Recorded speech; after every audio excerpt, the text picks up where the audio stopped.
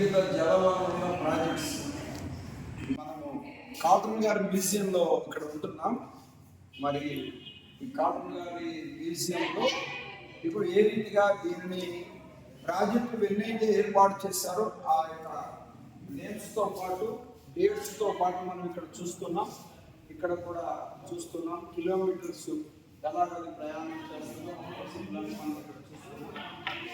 ఇక్కడ projects names కూడా కొన్ని ఉన్నట్టుగా మనం చూస్తున్నాం. ఏ రీతిగా దాని ప్రారంభంలో తయారు చేశారో ఆ విధానాన్ని మనం చూస్తున్నాం. ఇక్కడ కూడా చూస్తున్నాం వాటర్ రిజర్వ్ ఎలా చేస్తారు, తర్వాత ఏ రీతిగా గేర్లు వాటర్ పంపిస్తారు.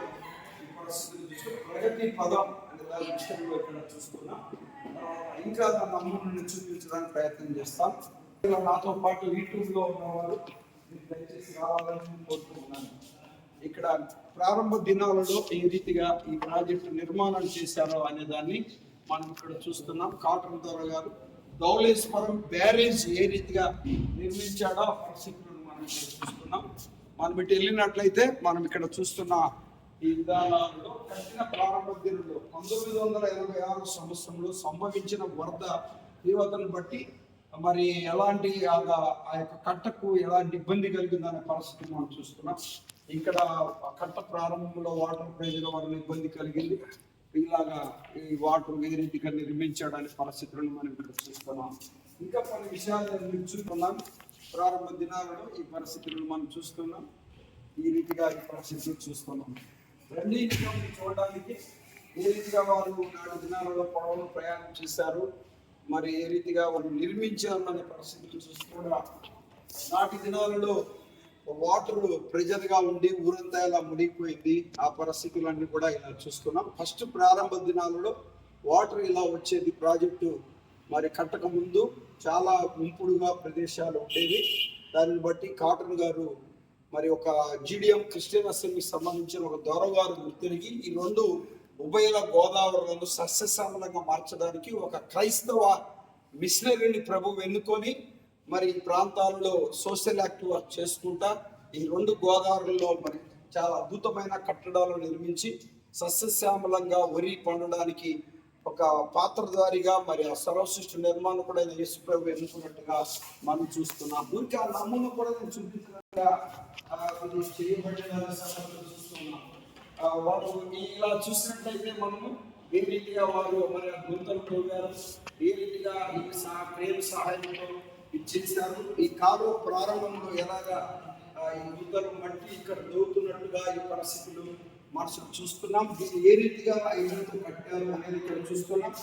ఐరన్ ఈ కన్స్ట్రక్షన్ విధానం ఈ పరిస్థితిలో ఇక్కడ చూస్తున్నాం. ఇవన్నీ మనం చూస్తున్నప్పుడు నాటి దినాలలోని చేతులతో చేసిన టెక్నాలజీ దాన్ని కూడా మరి దేవుడు అటు జ్ఞానాన్ని వారికి ఇచ్చాడు. ఆ పరిస్థితులను మనం చూస్తున్నాం. ఈ బ్యారేజ్ ధవళేశ్వరం బ్యారేజ్ మరి నాటి దినాలలో ఈ క్రెడిట్స్ ద్వారా ఈ రీతిగా ఇది కట్టడం అనేది చాలా అద్భుతం. సర్దార్ బ్యారేజ్ నిర్మాణ కార్యక్రమాలు అనేది మనం చూస్తున్నాం. అది నేను మీకు ఎక్స్ప్లెయిన్ చేస్తున్నాం. ఇది కూడా మనం ఇక్కడ చూసినట్టు పరిస్థితులు మనం చూస్తున్నాం. ఇక్కడ కూడా ఈ బ్యారేజ్ నమూనా బ్యారేజ్ తూములను మనం చూస్తున్నాం. ఈ పరిస్థితులను ఇక్కడ బ్యారేజ్ కట్టిన తర్వాత ఈ వాటర్ రిజర్వింగ్ పరిస్థితులను మనం చూస్తున్నాం. ఇంకా విషయాలు తీసుకున్న తర్వాత నేను తెలియచేయడానికి ప్రయత్నం చేస్తాను. దయచేసి మీరు యూట్యూబర్స్ మరి ఛానల్లో చూస్తున్న వారు కూడా గమనించాలని యేసుక్రీస్తులో తెలియజేస్తున్నాం. బ్యారేజ్ నమూనా మనం అక్కడ చూస్తున్నాం.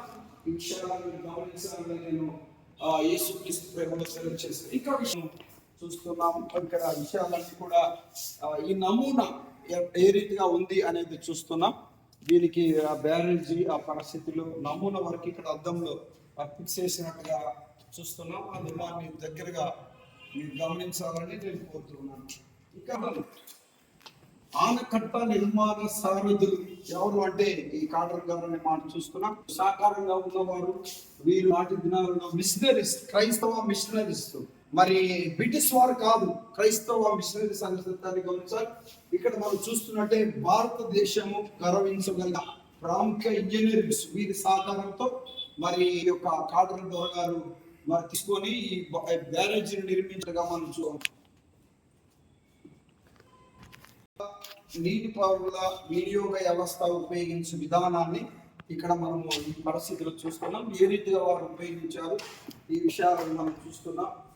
వారిని ఉపయోగించిన ఈ యొక్క పరిస్థితులు ఎవరైతే ప్రారంభించారు నాటి దినాల్లో మన ప్రధానమంత్రి గారైన ఇక్కడ ఇందిరాగాంధీ గారు మనం చూస్తున్నాం.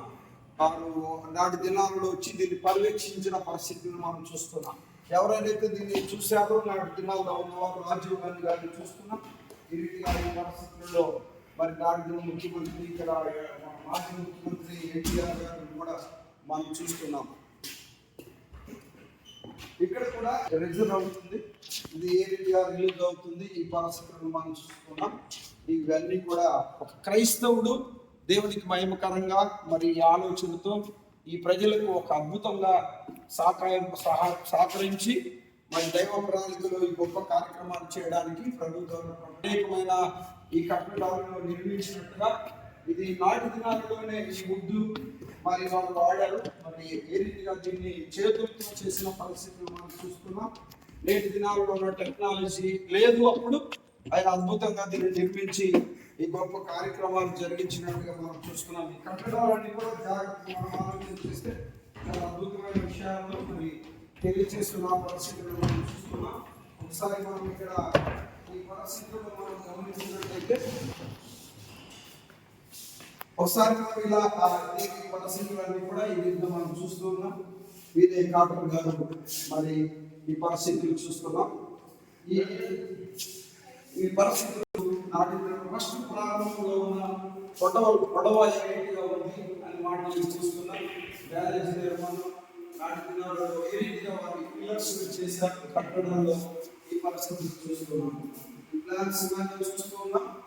దాన్ని అద్భుతంగా క్రైస్తవుడికి దేవుడు ఇచ్చిన జ్ఞానం చాలా గొప్పది. కానీ దుఃఖకరమైన సంగతి ఏంటి అనేది మనం ఆలోచన చేస్తే చాలా ఒక దుఃఖకరమైన విషయం ఏంటంటే ఆనకట్ట నిర్మాణానికి సరైన ప్రాంతాన్ని నిర్మించుకుంటా అనే దాన్ని ఈ బ్యారేజ్ ఈ పరిస్థితులను తీసుకున్నట్టుగా మనం చూస్తాం. ఇది కాటన్ గారు పాపికొండలో గోదావరి నదిని పరిశీలించుట ఫస్ట్ ప్రారంభంలో ఇలా ఉంది. పరిశీలిస్తున్న ఈ పరిస్థితిని చూస్తున్నాం. ఇక్కడ పరిశీలిస్తుంది, ఇక్కడ కాటన్ గారు చూస్తున్నాం. ఇక్కడ ఈ గోదావరి యొక్క పనులను పర్యవేక్షించుట చూసి ప్రారంభ దినాలలో ఈ పరిస్థితులు ఉన్నాయి, ఈ మ్యాటర్ నేను అన్ని కూడా చదివి చెప్పలేకపోతున్నాను, ఎందుకంటే టైం క్లోజ్ చేస్తున్న పరిస్థితులు, ఇక్కడ కూర్చొని వారితో మాట్లాడుతున్న పరిస్థితులు ఇప్పుడు జరిగింది. 1846 పరిస్థితుల్లో చూస్తున్నాం. ఈ ఆనకట్ట విధానాన్ని పరిస్థితులను చూస్తాం. ఆనకట్ట నిర్మాణ కార్యక్రమము అనేది ఈ ఫోటోల రూపంలో మనం చూస్తున్నాం. దయచేసి ఈ విషయాలన్నింటినీ కూడా ఫోటో రూపంలో నేను అన్ని ఎక్స్ప్లెయిన్ చేయాలి, కానీ 1847 మరి జూలైలో గోదావరి తగిలినంత వరకు సాగరు అనే మాటలు మనం ఇక్కడ చూస్తున్నాం. ఈ ప్రాంతాల్లో ఈ విషయాలన్నీ ఉన్నాయి, కానీ మరి ఉన్న పరిస్థితుల్లో ఇలా చూస్తున్నాం. ఈ బ్యారేజ్ ఈ పరిస్థితులు ఏ రీతిగా నిర్మించారు 1849లో మరి ఏ రీతిగా నిర్మించాలనే పరిస్థితులను మనం చూస్తున్నాం. ఈ యొక్క 1847 నుంచి 99 వరకు ఈ మధ్య కాలంలో ఈ పరిస్థితులు జరిగినట్టు 10 లక్షల ఎకరాలకు సాగునీటి అందించిన విధానాన్ని ఇక్కడ చూస్తున్నాం. ఇట్లా 1857 అలాగా ఈ బ్యారేజ్ వాటర్ ఎలాగా ఉత్పత్తి అయింది, వర్క్ ఏ రీతిగా దీన్ని సాగించే పరిస్థితులు చూస్తున్నాం. డాక్టర్ గారు గొడవలని మనం చూస్తున్నాం. 1950 సంవత్సరాలలోపు మరి తుఫాను వరదలు సరైన ఈ పరిస్థితులు చూస్తే ఆనకట్ట నిర్మాణానికి ముందు గోదావరి డెల్టా దృశ్యం ఇలా ఉంది. అసలు గోదావరి కట్టక ముందు వరదలు వస్తున్నప్పుడు ఎలాగ చనిపోతున్నారు, ఎలాగ వాటర్ రిజర్వ్గా ఉంది పరిస్థితులు ఉన్నాయి, ఎలాంటి పరిస్థితులు నాటి దినాల్లో ఉన్నాయి, నేటి దినాల్లో పరిస్థితులను మరి ఏ రీతిగా ఉన్నాయని ఈ యొక్క దొరగారు ఆలోచన చేసి ఈ రీతిగా తెలియజేసినట్టుగా చూస్తున్న ద్వారా కాటన్ గారి ప్రవేశం అనే మాటను మనం చూస్తున్నాం. ఈ యొక్క విషయాలన్నీ మరి యొక్క యూట్యూబర్ గమనించాలని మరి